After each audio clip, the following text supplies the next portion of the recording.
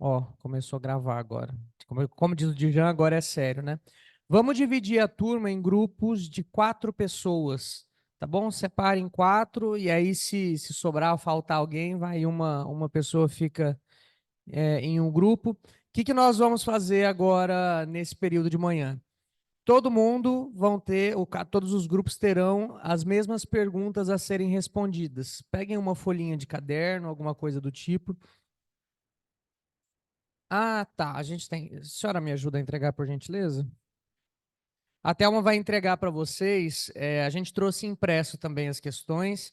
E aí eu pedi para o colega, para o Roger, mandar no grupo de WhatsApp. Então, o pessoal que estiver em casa, no online, é, abram aí o grupo de WhatsApp de vocês. Vocês receberam um arquivo de Word que tem 3 perguntas. Essas 3 perguntas. As 2 primeiras têm mais perguntas dentro dela. O que que nós vamos fazer? Para quem está em casa vai ser diferente de quem está aqui, tá? Para quem está em casa individualmente, nós vamos pedir que façam as respostas dessas questões. Isso vai precisar depois ser entregue para a gente, tá? Por favor. E para quem estiver em casa também, tem a disponibilidade aqui de levantar a mãozinha, né? Normalmente no vídeo, se eventualmente quiser fazer algum comentário. Então, os grupos vão responder. E não existe, para algumas questões aí, não existe resposta certa. Pode ter respostas, mais de um tipo de resposta. Então, a gente dividiu vocês em grupo para que vocês deem as soluções de cada grupo e depois, ao final, nós vamos fazer um debate com todo mundo. E aí eu vou pedir o seguinte: já estabeleçam entre vocês quem vai ser o relator do grupo, que vai ser a pessoa que depois vai vir aqui na frente para fazer as considerações estabelecidas pelo grupo. Pode ser? Mas aí no momento do debate todo mundo tem a possibilidade de falar e de fazer suas considerações, tá bom? Que horas são agora exatamente? 9h15? Será que até às 10 a gente consegue responder isso aí? Que aí a gente acaba mais cedo também e vocês ficam tranquilos no sábado. Nós estaremos aqui à disposição, sentadinhos. Se vocês tiverem alguma dúvida, pode perguntar para nós, tá bom? Muito obrigado.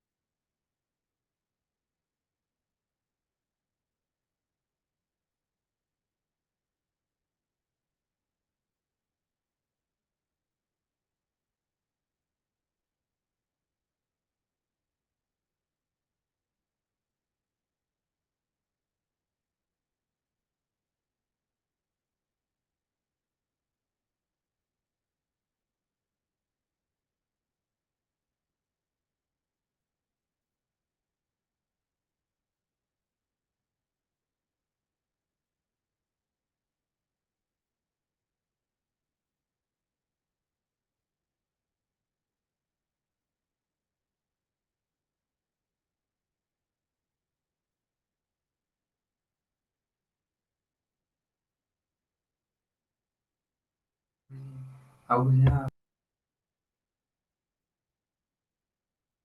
óbvio. Era que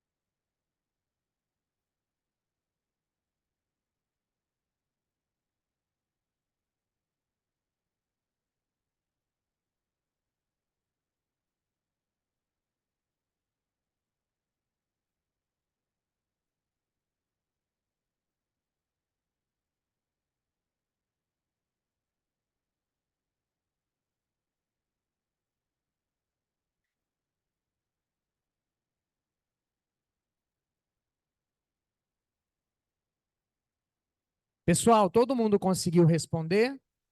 Ter as respostas? Vamos fazer uma meia-lua, então, agora aqui? Aí a gente senta todo mundo, para eu não ficar aqui na frente. A gente senta junto. Thelma, se a senhora puder vir aqui também.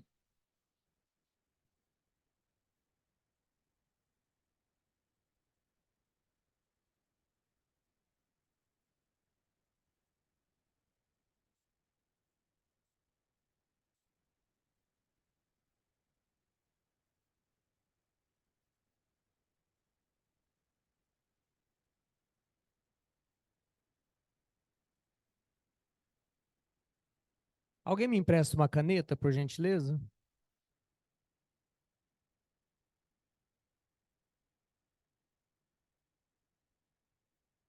São quantos grupos? 3 grupos. Então vai lá, quem é o primeiro grupo e quem que é o relator responsável? Cadê o outro microfone? Vocês nomearam a pessoa de cada grupo que será o representante? Então vamos fazer o seguinte: eu vou ler a pergunta, aí nós faremos da seguinte forma: o grupo 1 responde, aí depois o grupo 2, depois o grupo 3, e aí a gente vai seguindo para as seguintes respostas, tá? Para as demais perguntas. Então, João foi casado com Dolores pelo regime de comunhão universal de bens, com quem teve 2 filhos, Joana e Joaquim. Dolores faleceu de Covid-19 no ano de 2020. Antes da finalização do inventário de Dolores, essa é uma informação importante, tá? Antes da finalização do inventário de Dolores, João conheceu Maria, com quem se casou e teve mais um filho, Arthur. João procura o advogado Tício para preparar o seu planejamento sucessório, informando a Tício que Dolores era o amor da sua vida, motivo pelo qual gostaria de privilegiar os filhos que teve com ela.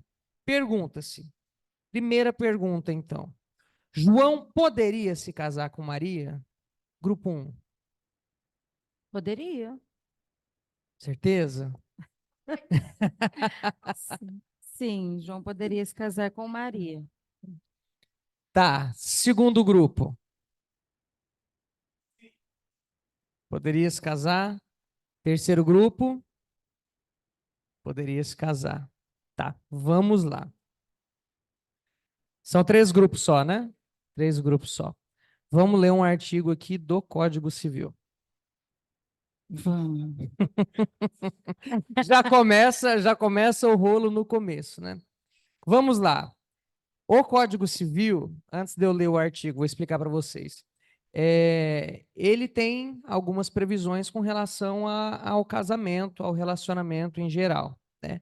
Então, existem pessoas que não podem se casar, que têm as causas impeditivas de casamento. Então, por exemplo, se eu sou casado com a Thelma, e aí eu divorciei da Thelma, eu nunca vou poder me casar com a dona Síria, que é a mãe da Thelma. Sogra nunca deixa de ser sogra. O Código Civil prevê um impedimento. E ainda que eu conviva com a mãe dela de alguma forma, não vai ser reconhecido união estável, não vai ser reconhecido o direito de partilha de patrimônio, porque a lei previu uma hipótese de impedimento de casamento. E aí inúmeras são as hipóteses, né? No caso da sogra, no caso do tutor ou curador com o tutelado e o curatelado, essas pessoas nunca vão poder constituir um relacionamento, enfim. E existem outras hipóteses, então essas são hipóteses de impedimento do casamento. E existem hipóteses de suspensão do direito de casar.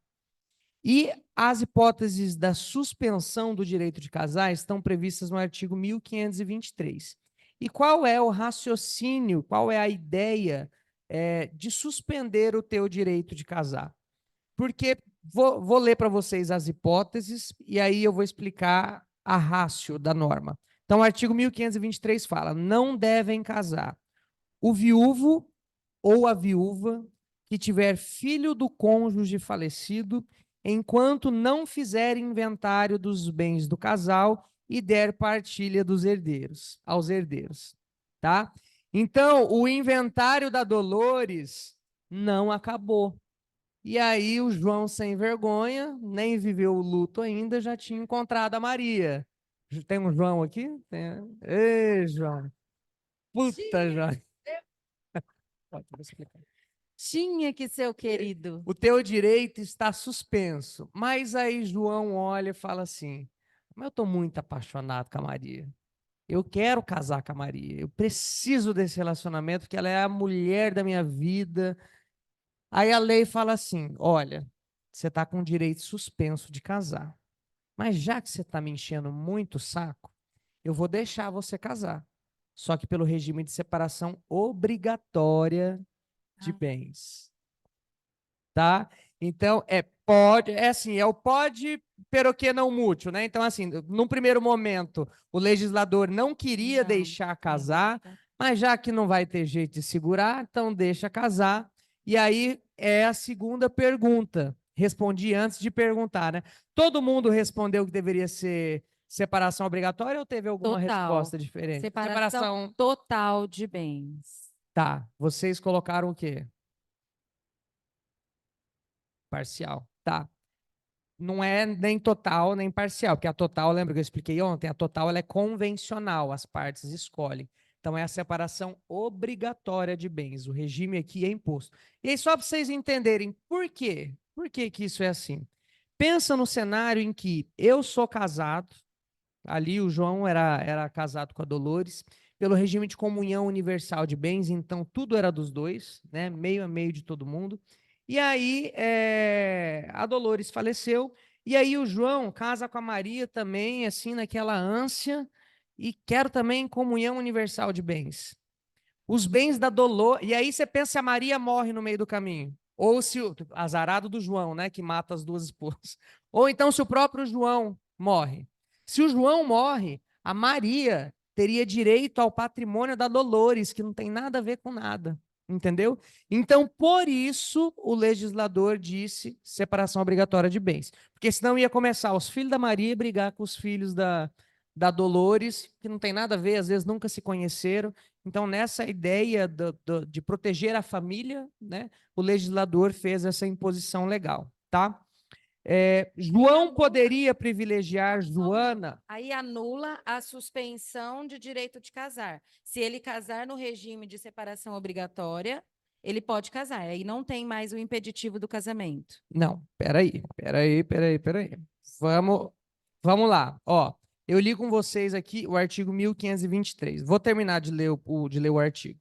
Então, viúva, que foi o dispositivo que eu li. O inciso segundo, a viúva ou a mulher cujo casamento se desfez por ser nulo. Aqui o mulher, na época era machismo, mas se aplica tanto à mulher quanto ao homem na prática, tá? A viúva ou a mulher cujo casamento se desfez por ser nulo ou ter sido anulado até 10 meses depois do começo da viuvez e tal. Só para vocês entenderem, o que, que é anulação do casamento? Anulação do casamento é quando você se casa, então para a gente diferenciar, você se casa, não deu certo o casamento, você divorcia. Seu estado civil nunca mais volta a ser solteira. Você, de casado ou casada, passa a ser divorciado ou divorciada. Isso aqui é diferente na hipótese de uma nulidade do casamento. O que, que seria a nulidade de casamento? Um erro oculto, por exemplo, né? Então, por exemplo, você se casa com uma pessoa e você descobre que essa pessoa, na verdade, é homossexual, gosta do sexo diferente do teu. Isso pode ser uma causa de anulação do casamento. E aí o casamento será declarado nulo, ou seja, nunca existiu para o direito. E aí você volta a ter o teu estado civil de solteiro e não de divorciado, porque aí não vai ser um divórcio. O procedimento é diferente, tá? Porque o divórcio você pode fazer até em cartório. A nulidade é um processo ordinário que a gente fala, um processo de conhecimento que vai precisar de produção de provas e tudo mais, para ver se é uma das hipóteses de nulidade desse casamento mesmo, tá? Então, se tiver ouvido a declaração de nulidade do casamento, até 10 meses depois, não pode casar, em tese, né? Mas aí, se você casar, é pelo regime de separação obrigatória. O divorciado, enquanto não houver sido homologado ou decidida a partilha dos bens do casal. Então, se você é casado e se divorciar e não acabar ainda a partilha dos bens do divórcio, você, se você constituir um novo relacionamento, será pelo regime de separação obrigatória de bens, pela mesma ideia que eu falei aqui da viuvez, né? Senão, se acontecer de alguém morrer, um cônjuge vai ter direito ao patrimônio do cônjuge anterior, e aí vira uma bagunça toda. E aí o tutor, curador, seus descendentes, ascendentes, piriri pororó, que foi o que eu falei para vocês. Aí, o artigo 1641, então esse anterior, 1523, causas suspensivas do direito de casar. Artigo 1641, ele fala quais são as hipóteses da separação obrigatória. Então, o inciso primeiro é as pessoas que o contraírem, né, o casamento, com inobservância das causas suspensivas da celebração do casamento, ou seja, está suspenso, mas casou, tá? Aí então vai ser a separação obrigatória. Isso aqui teve uma redação, a redação foi alterada agora por um entendimento do Supremo no mês passado, que é da pessoa maior de 70 anos, que também deveria ser o regime de separação obrigatória, e de todos os que dependerem para casar de suprimento judicial. Normalmente um menor de idade, alguma coisa, eventualmente pode casar, precisa de uma decisão judicial. Então, todas essas hipóteses aqui, previstas no artigo 1641, é obrigatório o regime de bens. Então, respondendo agora a colega, está suspenso, mas se você casar, acabou a causa suspensiva? Não. Continua, se considera ainda que houve, ainda existe a causa suspensiva, e por essa razão você casou no regime de separação obrigatória. E aí aqui tem uma. Eu não ia trazer isso com esses meandros todos, mas vocês são bastante interessados, então vou falar para vocês. Casei com a Thelma aqui, era casado com uma outra pessoa, divorciei e não terminei a partilha. Tô lá discutindo ainda se a casa é minha, é dela, a fazenda e tal, nananã, e aí casei com a Thelma, pelo regime de separação obrigatória de bens, obrigatoriamente. E aí, estamos no meio do relacionamento, já há 4 anos de casados, e aí acabou minha partilha lá do outro patrimônio. Eu posso alterar esse regime de bens do meu casamento com a Thelma? Se essa alteração acontecer, os efeitos vão ser dali para frente ou retroagem? Vai ser do patrimônio adquirido dali para frente ou vai ser do momento do relacionamento mesmo, do status de relacionamento para frente? Isso é uma questão que não está pacificada e consolidada na jurisprudência, não fala na lei, tá?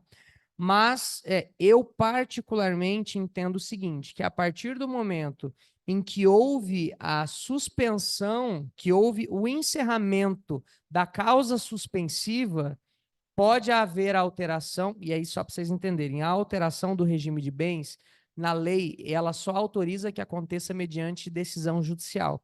Então, para você alterar, se você casar no regime de separação total, no regime de separação obrigatória, comunhão universal, comunhão parcial, você só pode alterar o teu regime de bens mediante uma decisão judicial, tá? De um juiz, para você ter lá alterado na tua certidão de casamento. Mas aí os efeitos disso é que fica essa discussão. Porque se no meio do meu relacionamento com a Thelma, por exemplo, se encerrar a causa suspensiva, ainda que a gente não faça a alteração do regime de bens lá no cartório, eu entendo, eu particularmente, Eduardo, meu posicionamento doutrinário, eu defendo que, a partir desse momento, de fato, né, eu posso depois, em um processo, se acontecer alguma coisa, dizer, veja bem, na data que a Thelma veio a faltar, apesar de estar no papel que era separação obrigatória, a causa suspensiva que nos impôs esse regime já foi cessada e, por essa razão, regime legal, que é a comunhão parcial de bens, então eu sou herdeiro dos bens particulares e sou meeiro dos bens que foram adquiridos do momento em que houve a cessação da causa suspensiva para frente. Isso é certeza que eu estou falando para vocês? É certeza do meu posicionamento doutrinário. Eu defendo assim. Se vai ser assim na prática em um processo, vai depender de um juiz, da produção de provas e de inúmeros fatos. Exatamente. Mas hoje em dia a gente ainda não tem, isso não chegou nos tribunais superiores para essa questão ser dirimida, tá bom? Entenderam?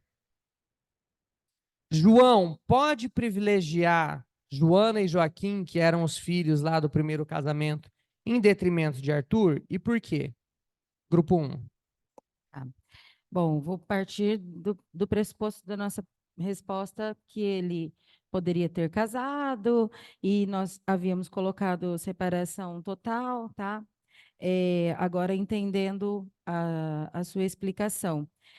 No primeiro casamento dele, ele, que é o Joaquim e Joana, ele era comunhão universal, então era meio dele, meio da Dolores, e aí ele foi para o segundo casamento, levando o meio dele e os 50% que era da Dolores, 25 dele e 25 do...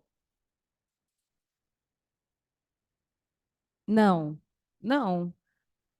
De Dolores, ele tinha meio da Dolores. Metade era dele. Metade já era dele. Tá. E a outra metade do que era da Dolores ficou 50% para ele e 50% para os filhos. Não. Não? Bom, vamos para o próximo grupo, aí eu Isso, volto. isso. Você leva o microfone, por gentileza? Passa o microfone para o segundo grupo. Bom dia, jovens. Nosso caso aqui, a resposta foi sim, né? Ele deve dividir os 50%, que é a legítima do que foi adquirido antes do casamento, e os bens adquiridos após o casamento, né, com os filhos, né, que vieram depois, ele precisa dividir entre os filhos e a esposa, 50%, ele precisa privilegiar esses entes, e os outros 50% ele pode fazer o que quiser. Tá. Terceiro grupo. Não. Pelo primeiro casamento, o Arthur já é herdeiro legítimo. Não, ó, Arthur nasceu no segundo. Arthur não é filho da Dolores, é filho da Maria.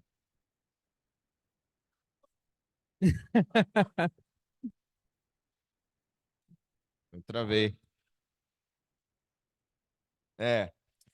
Joana e Joaquim são os filhos de João e Dolores, e Arthur é filho de João e Maria.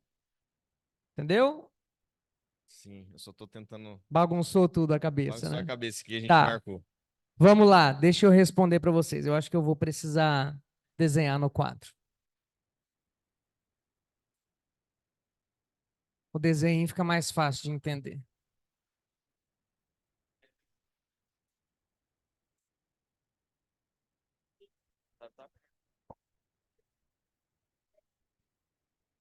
Ó, lembrem daquele desenho que eu fiz ontem lá no quadro. Então vamos colocar aqui o João casado com a Dolores pelo regime de comunhão universal de bens, tá?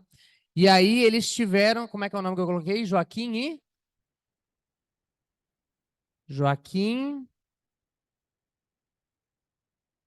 e Joana, tá?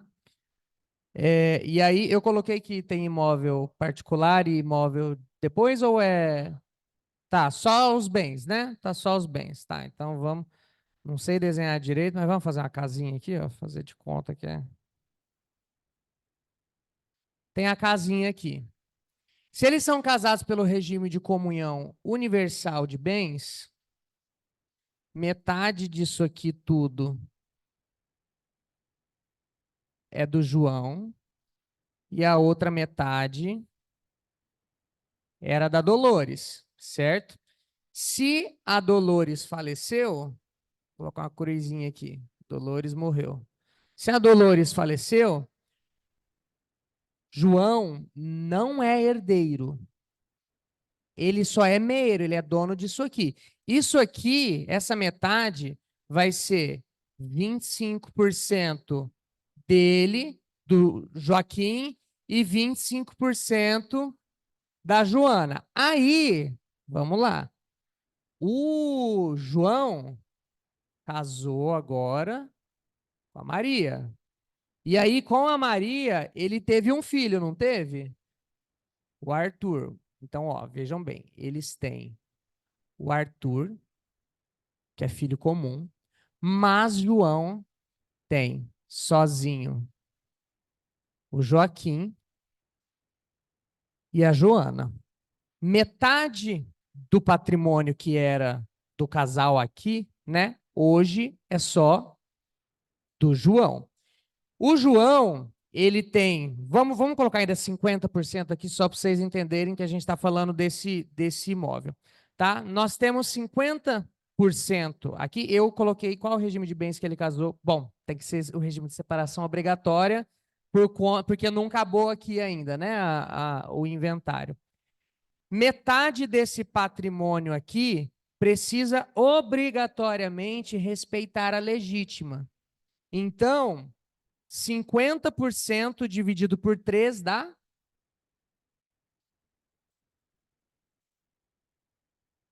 Quanto? 16? Tá. Então, 16,33.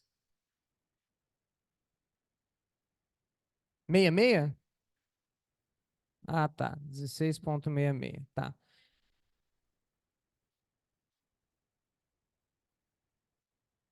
É, se é 50% é metade, é 25, exatamente. Então, 25, então dá 6,33. Eu não sei fazer conta mesmo, gente. Desisto. Tá. 8,33. Beleza. 8,33, 8,33, 8,33. Os outros 50% que é dele, aí ele pode fazer o que ele quiser, porque é a parte disponível. Então, ele pode privilegiar o Joaquim e a Joana? Pode, desde que respeite essa legítima. Então, os outros 25% dividido por 2 vai dar 12,5, né? Mais 12,5 aqui, mais 12,5 aqui. Quanto que dá esse trem aqui?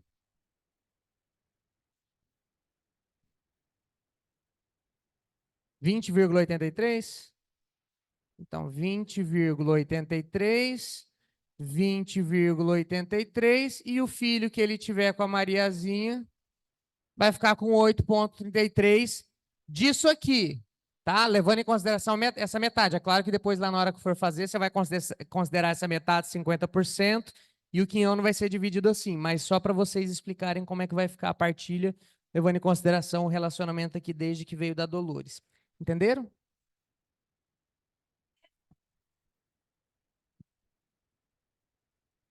Não é herdeira nem meeira. Nem meeira, porque o regime de separação obrigatória de bens, ela só vai ser meeira se provar. Não, aí tem uma súmula do STF. Ela só vai ser meeira se houver a prova de que ela colocou grana para comprar aquilo dali.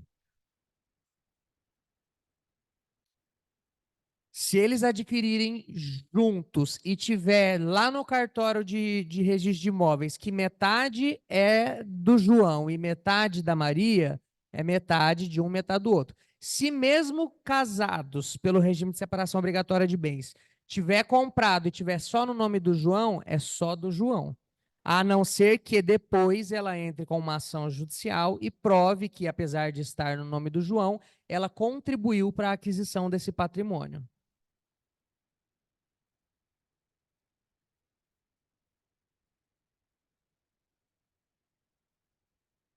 Às vezes ele dá uma bugada.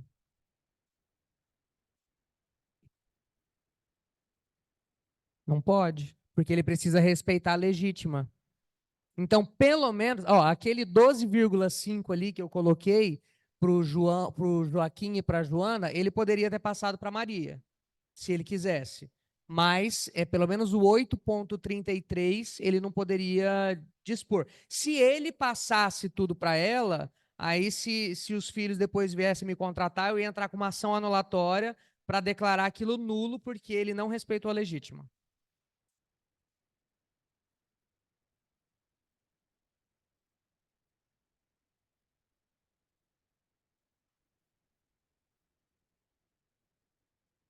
É a mesma coisa. Bom, não, se ao comprar já colocar direto o nome dela, aí depois os filhos também podem, mais ou menos, né? É dela, formalmente é dela, mas os filhos podem entrar com uma ação e provar que o dinheiro era do pai. Exatamente, que ela não ajudou e tudo mais.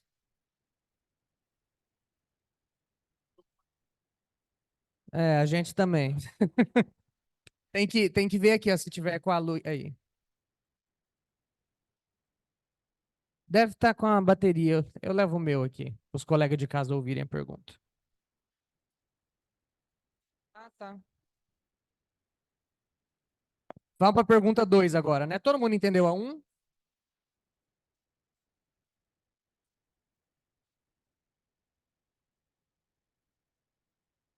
E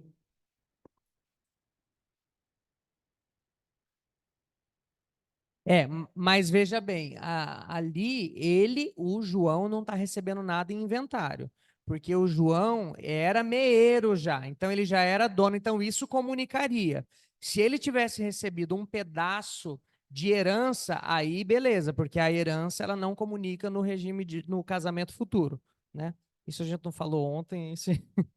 Vamos para a questão 2? Todo mundo entendeu a 1? sim, Feito alguma consideração, dona Thelma? Se for recebido a título de herança, não entra na partilha do relacionamento futuro. Se eu receber, por exemplo, eu sou casado hoje, e aí sou casado, a esposa falece e eu recebo, aí tinham bens particulares e bens no regime de comunhão universal de bens, aí não é casamento, aí não é herança, aí é meação.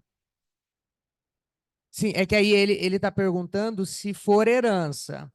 Não, se eu receber de herança no relacionamento. Se o João recebesse de Dolores a título de herança, se a Maria teria direito ou não. Aí não teria. Então, veja bem, o exemplo, né? Se eu sou casado hoje, e aí meu cônjuge, minha cônjuge tem lá bens particulares. Os bens particulares que não foram adquiridos durante a vigência do relacionamento, né? Bens que, quando entrou no relacionamento, já era da outra pessoa.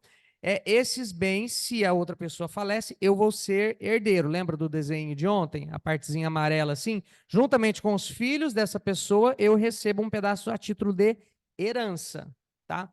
Esse pedaço que eu recebi de herança, se eu casar com uma outra pessoa depois, isso não vai comunicar no regime de bens, porque herança não comunica em regime de bens, de casamento. Entendeu? Só os bens que são bens mesmo, que vieram a título de meação, ou bens que eu adquiri, que aí serão considerados bens meus particulares. Aí, a depender do regime de bens, a minha próxima cônjuge vai ter direito a alguma coisa.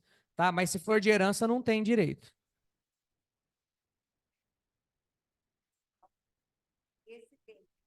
De herança, aí comunica.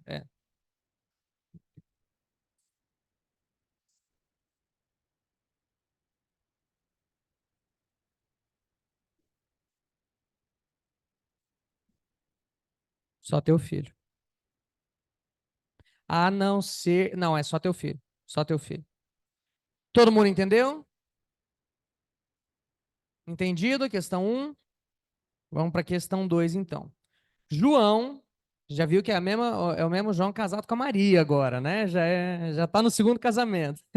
O João, casado com Maria pelo regime de comunhão parcial de bens, ambos possuem 3 filhos comuns. Um dos imóveis da família foi adquirido por João antes de se casar e o outro adquirido por João na vigência do relacionamento. João, na intenção de preparar sua sucessão em vida, contrata Tício, advogado especialista na constituição de holdings, para organizar planejamento sucessório. No momento da constituição da holding, João informou a Tício que gostaria de doar todos os seus bens a Joaquim, seu filho, que sempre lhe ajudou na administração do patrimônio.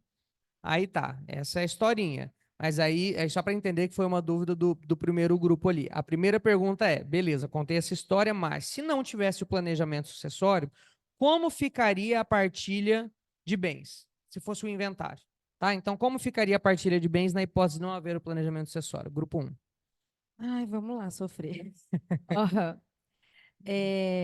O João tinha uma casa antes do casamento dele com a Maria, então esse bem integralmente é apenas do João. O segundo imóvel ele adquiriu na vigência do relacionamento, adquirido por João.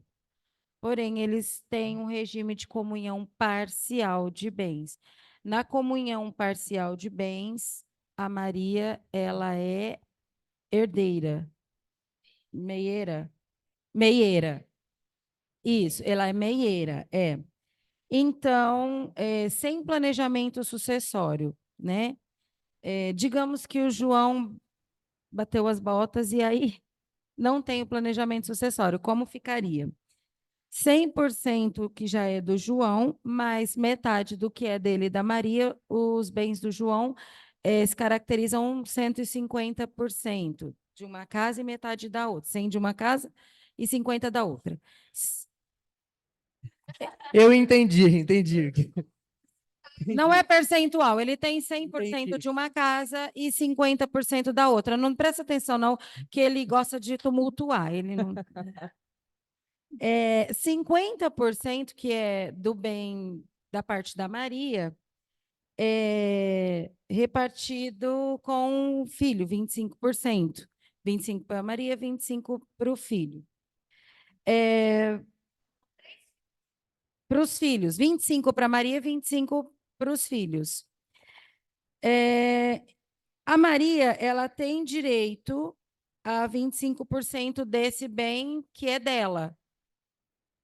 E os outros 25% dividir para o... É aqui, ó, não foi o que a gente colocou? 25%. Quer trazer o desenho para eu ver aqui? O que é do casal, ela é meieira e o resto divide entre os filhos, certo? Entre os 3 filhos. Mas Tá. como ele quer privilegiar um, E o outro? O E o imóvel outro? particular. o outro que é só dele, os 4 são legítimos. Mas 50% ele pode fazer o que ele quer, não é? Sim, mas ele não fez. A primeira parte ele não fez. Tá, vamos lá. Bota a ordem na casa. Vamos pro grupo 2. Grupo 2. Nosso tá mais simplificado, tá? O primeiro. Ó, o nosso ficou assim: o primeiro imóvel é feito uma meação, 25% para cada um das pessoas, os 3 filhos e a esposa. 25, 25, 25, 25. Divide por 4. Essa É a nossa resposta análise. dele, Essa é a gente. resposta. O imóvel que foi Não, adquirido como antes do assim? olha só. O imóvel que foi adquirido antes do casamento com a Maria, este imóvel é dividido por 4, os 3 filhos e a Maria. Cada um tem direito igual, 25% para cada um. O imóvel que foi adquirido depois do casamento, Maria tem 50% e os filhos dividem os outros 50%. Tá, grupo 3. Não vou falar que se tá certo ou se tá errado. Grupo 3. Vamos lá. Ó, primeiro imóvel, 50% dos filhos. É a outra parte Primeiro dele. imóvel você diz qual? Imóvel? Antes do planejamento, Tá, 50% para os filhos. tá. O segundo imóvel, depois E o outro 50%? do João, do que morreu. E o segundo imóvel. Enterra junto com o João. E o segundo imóvel, 25% para cada. Aí se aplica dividido por 4.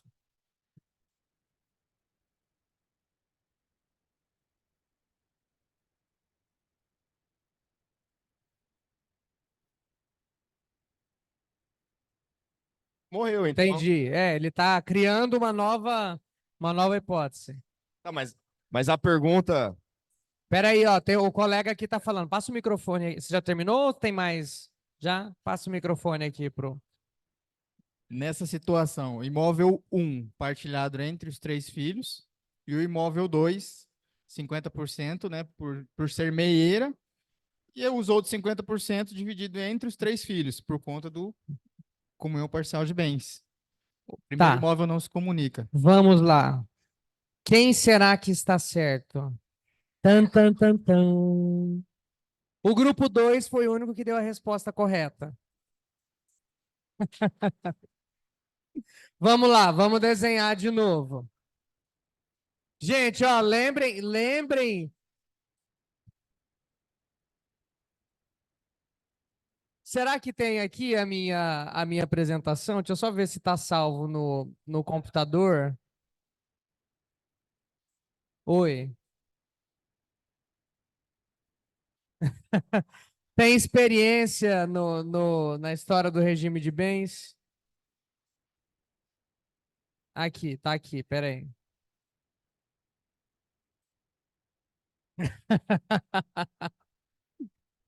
Ai, Deus, vocês são engraçados.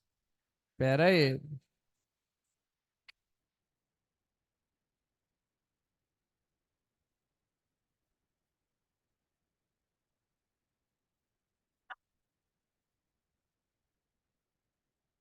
Deixa eu só ver aqui se esse trem. Tá. Pera aí que eu não tô sabendo mexer no negócio. É, não, mas. Ah, tá. Acho que aqui agora foi. Vamos lá, historinha da Dona Thelma.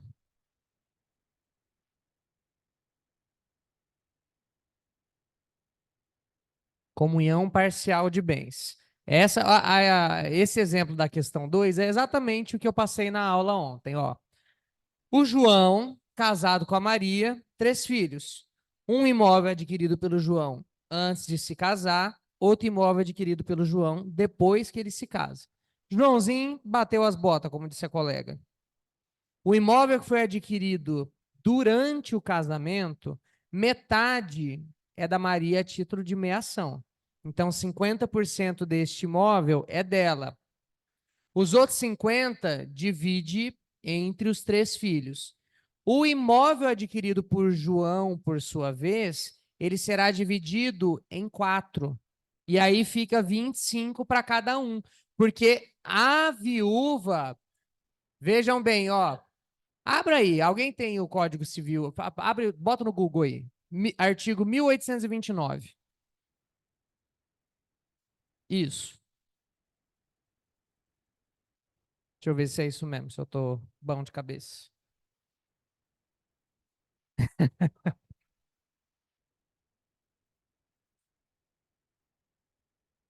Ah, a vocação hereditária.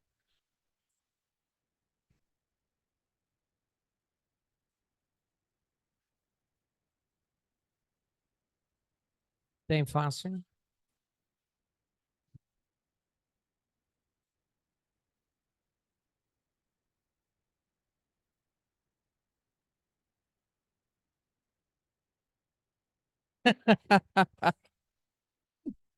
Ó, gente.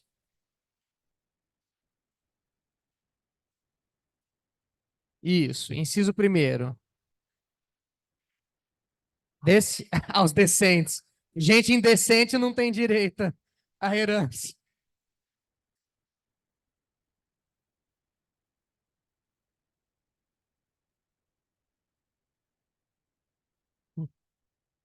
Vamos lá. Aos descendentes em concorrência. Vai lá.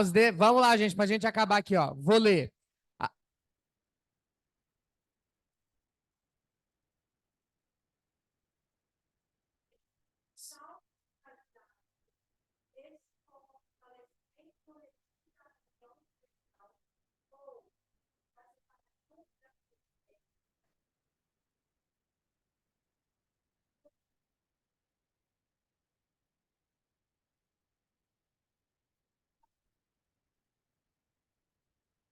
Tá, o que esse dispositivo aqui está falando? Ó, veja bem, a sucessão legítima vai se definir na seguinte ordem. Então, isso aqui a gente chama de vocação hereditária.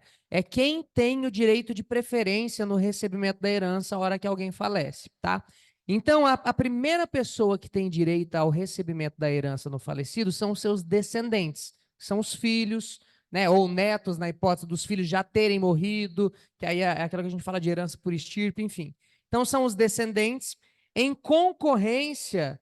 O que que é concorrência? Concorrência é, nós vamos concorrer na mesma proporção, nós vamos ganhar isso aqui na mesma proporção. Então, em concorrência com o cônjuge sobrevivente. Aí tem a exceção. Então, o cônjuge sobrevivente não será herdeiro se o casamento for no regime da comunhão universal, porque aí é o desenho da comunhão universal que eu expliquei para vocês, é meeiro, então não tem direito a recebimento de herança, tá? Ou se for da separação obrigatória de bens, que é aquele que eu falei para vocês, esse não tem direito a absolutamente nada, tá? Ou se, no regime de comunhão parcial, o autor da herança não houver deixado bens particulares. Então, esse não houver deixado bens particulares é o seguinte, não tem isso aqui. Então, se não tem isso aqui, ele não vai concorrer no recebimento da herança. Que aí seria isso aqui, que é o azulzinho é só dividido entre os 3 filhos e o vermelhinho só a meia. A interpretação lógica que se faz da norma é a seguinte, então, havendo bens particulares, a cônjuge concorre no recebimento da herança juntamente com os filhos. Então, por isso que por conta desse inciso 1º do artigo 1829, é que o bem particular é dividido em 4. Se fosse 10 filhos e uma cônjuge, ia dividir por 11. Se fosse um filho mais a cônjuge, vai dividir por 2. Entenderam? Porque só que só do bem particular, que é o bem adquirido antes da vigência do relacionamento. Esse daqui, ela não tem direito à herança, mas tem direito à meação, que já é dela. Tá? Já é dela, não entra em inventário, não tem incidência de imposto, ela pode fazer o que quiser mesmo com o João morto. Este pedaço, 50%. O outro 50% dos filhos, só dos filhos. Divide esse daqui por 3, o pedacinho azul divide por 3. E aí aqui, nesse imóvel, o pedacinho amarelo divide por 4, na hipótese do exemplo. Entenderam? Tá. Vamos voltar para... aí muda o cenário, né? Se tiver divórcio no meio do caminho.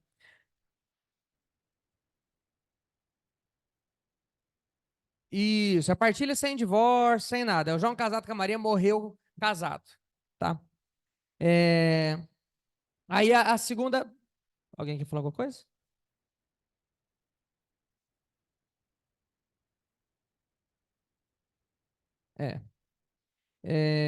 Mas ó, a título de curiosidade. Se eles largarem, separou, divorciou, vivo ainda, né? A única coisa que vai ser objeto da partilha de bens é isso aqui, tá? Isso aqui ela não tem direito a nada. Nem na condição de herdeira, nem divórcio. Não, os filhos sempre vão ter. Os filhos você nunca... Mesmo se você divorciar... Mesmo você divorciando, os teus filhos não são prejudicados na herança dele, tá? Mas aí esse bem aqui que foi adquirido antes, a Maria, se for divórcio, a Maria não tem direito a nem a decoração que está na mesa. Sim, sim, exatamente. Inclusive, é uma regra do Código Civil que os filhos não podem fazer negócios com herança de pessoa viva. Então, eu não posso, se eu sou filho da Thelma, fazer a previsão. O dia que a minha mãe, Thelma, morrer, eu vou te pagar com um imóvel dela. Não posso fazer isso. Se isso for feito, vai ser declarado nulo.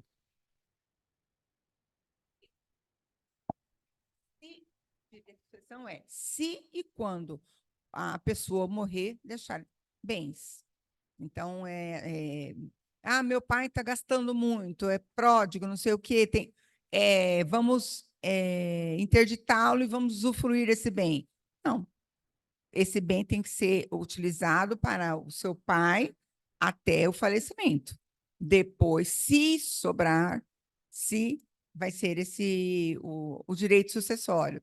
Meu pai é super lúcido, quer ficar viajando e quer vender e quer torrar. Deixa torrar, é dele. Beleza? Todo mundo entendeu a primeira? Fui eu que trabalhei e conquistei, né? É meu. É isso aí. É isso aí.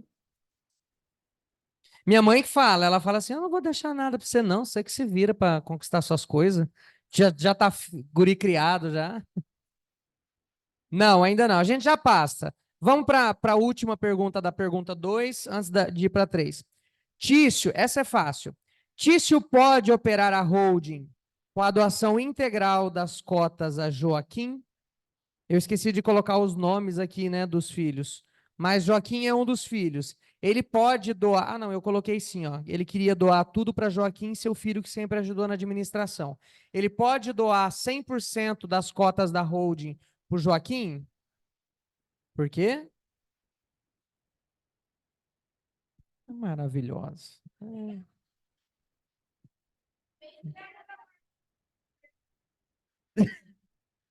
Essa eu já sabia, né? Deixei ela ganhar essa, né? Deixei. Gente, é isso mesmo, tá? Então, 50% das cotas ele poderia ter doado só pro Joaquim. E aí os outros 50 divide por 3, tá? Mas 100% ele não pode doar, tá bom? Pergunta 3. Há a incidência de TBI na integralização de bens da pessoa jurídica? Justifique sua resposta. Grupo 1. Cadê o microfone? Tá, ela falou sim sobre o ganho de patrimônio. Grupo 2. 2, inciso 1º, constitui que... Não, que ChatGPT. Você viu? Constituição Federal. Carta Magna de 88. Diz Ó. o seguinte. E prevê imunidade de TBI nesse tipo de operação. Grupo 2. Grupo 3. Não, desde que a holding não se caracterize com compra e venda de imóveis. Olha. Vou dizer para vocês que essa era a pergunta que eu falei que não tinha resposta correta. Todo mundo respondeu uma resposta certa. Isso é o texto que de fato está na Constituição, que há imunidade, portanto não há incidência de nenhum imposto. Isso foi para o STF, aí o tema 796 julgou a resposta que você disse, que sobre a diferença há sim o ganho de patrimônio, e há a continuidade do inciso 1º do parágrafo 2º do artigo 156, ele fala que realmente há imunidade, salvo se o objeto social da empresa for atividade imobiliária, porque aí, nessa hipótese, essa integralização há sim a incidência de TBI.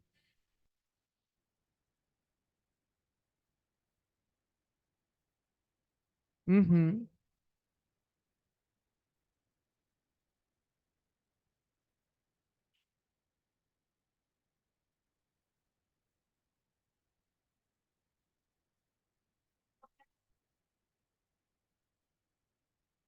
Reserva de capital, né? No leading case do STF.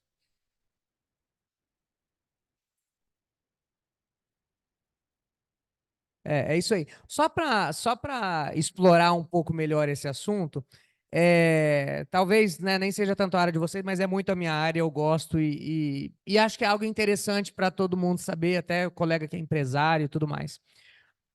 Todo tributo, eu falei ontem do artigo 148 do Código Tributário, que ele diz o seguinte, que vai ser considerado verdadeiras, serão consideradas verdadeiras as declarações feitas pelo contribuinte no que tange à base de cálculo do tributo. Então, via de regra, considera-se verdadeiro quando você faz a declaração do teu imposto de renda, né? Por exemplo, salvo, né? Quando eles fazem o pente fino lá, você cai na malha fina, enfim.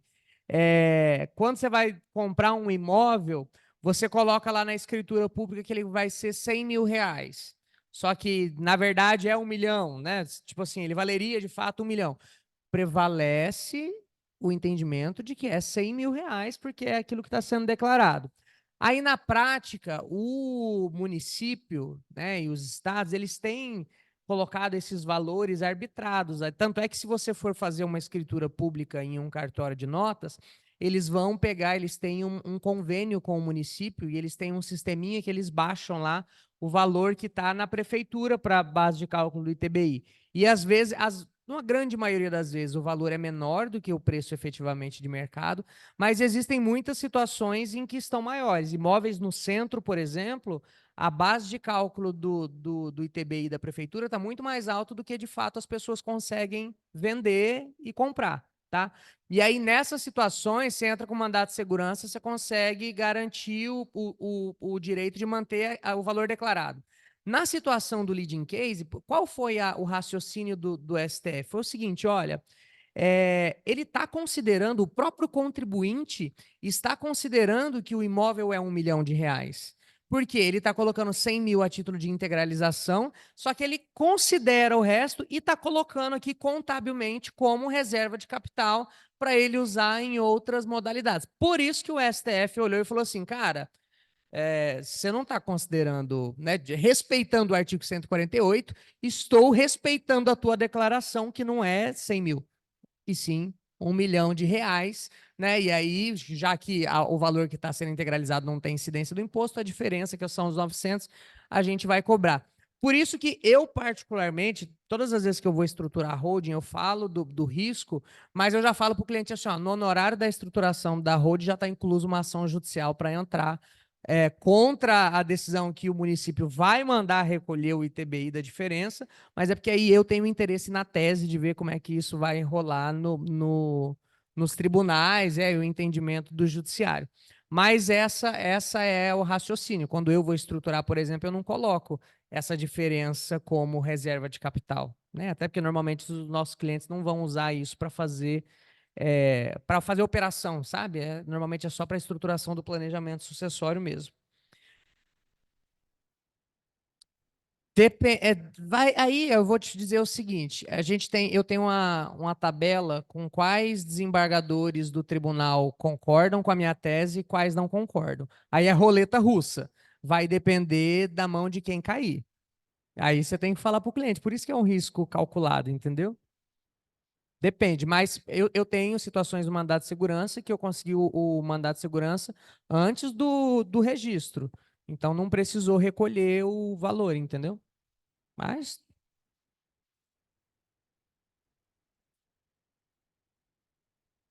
Então, ainda não chegou no Supremo, mas existem inúmeros processos em inúmeros municípios do país, porque esse julgamento do STF, que afetou esse leading case, ele aconteceu em 2021. Então, em tese, é recente. O judiciário nosso, ele é moroso, ele é demorado. Então, de 2021 para 2024, as ações ainda estão em primeira instância, entendeu? Ainda está aguardando sentença de juiz. Para ir para o tribunal em segunda instância, para aí você conseguir levar isso para o STF. Então, isso vai demorar ainda para ter uma consolidação definitiva, assim, de tipo, o STF esclareceu o que eles disseram lá naquele processo. Enquanto isso, a gente tem que levar em consideração a possibilidade do risco. Os cenários, exatamente. Mais algum questionamento? Alguma consideração, doutora Thelma Marcon? Bacana, né? Gente, eu agradeço a confiança de sempre. Nós estamos à disposição. Nosso escritório fica aqui no Chácara Cachoeira, aqui em Campo Grande. A gente também tem o nosso escritório em São Paulo. Se vocês quiserem tomar um café conosco algum dia, vocês mandem uma mensagenzinha. Nós estamos com o nosso cappuccino, que vocês lembram, né? Nosso cappuccino é famoso.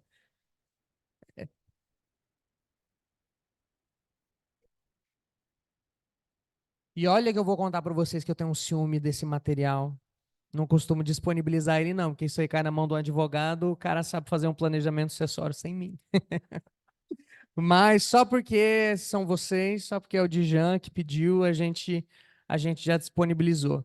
Então, muito obrigado. Eu vou passar aqui o microfone para a doutora Thelma, que é a titular do módulo, para ela fazer as considerações finais com vocês. E aí estamos à disposição para um cappuccino. E aí eu falo para vocês que aí eu mesmo vou fazer o cappuccino, já que tem procedimento. Eu prometi que tem procedimento, não é? Vou lá fazer o cappuccino e vou pedir para a dona Osélia, que é a nossa copeira, fazer e eu faço um outro. Aí você vai ver se estão iguais ou não. Muito obrigado, gente. Só agradecer mesmo a confiança no nosso trabalho, na nossa equipe, e dizer que estamos à disposição, caso queiram, podem pegar nosso celular com o Dijan, teremos o maior prazer em responder questionamentos de vocês, tá bom? Acho que é isso, é um bom resto de sábado, um bom domingo, curtam com a família e bora lá!